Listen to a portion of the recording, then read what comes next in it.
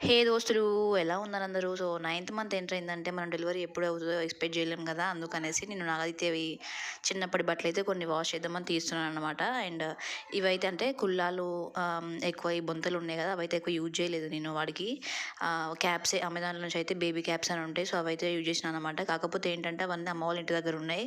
So, ఎందుకైనా మంచిది safe side అనేసి ఇవన్నీ తీసి వాష్ చేద్దామని అయితే తీస్తున్నాను. అండ్ ఇప్పుడు ఇంకా వింటర్ సీజన్ కాబట్టి ఖచ్చితంగా మనము న్యూ బార్న్ బేబీస్కి అయితే ఫుల్ హ్యాండ్సే అంటే ప్రిఫర్ చేయాలి. చలి బాగా ఉంటుంది కదా! అందుకని నాగైతే చిన్నప్పటివైతే ఇంకా ఫుల్ హ్యాండ్ షర్ట్స్ అయితే వాష్ చేయడానికి తీసానన్నమాట. అండ్ ఇక్కడ ఈ క్యాప్ చూడండి ఒకసారి ఎంత చిన్నగా ఉందో. సో, నాగైతే కూడా పుట్టినప్పుడు అయితే నేను ఇంకా క్యాప్స్ ఏం కొనలేదు ముందే. సో, హాస్పిటల్‌లో ఉన్నప్పుడు వాళ్ళ డాడీని తీసుకొని రమ్మన్నానన్నమాట. ఈ చిన్న క్యాప్ అయితే తీసుకొచ్చినాడు. నేను చూసి నవ్వుకున్నాను ఘోరంగా. అసలు వాడి తలకే పట్టలేదన్నమాట క్యాప్. ఒకసారి కూడా పెట్టలేదు.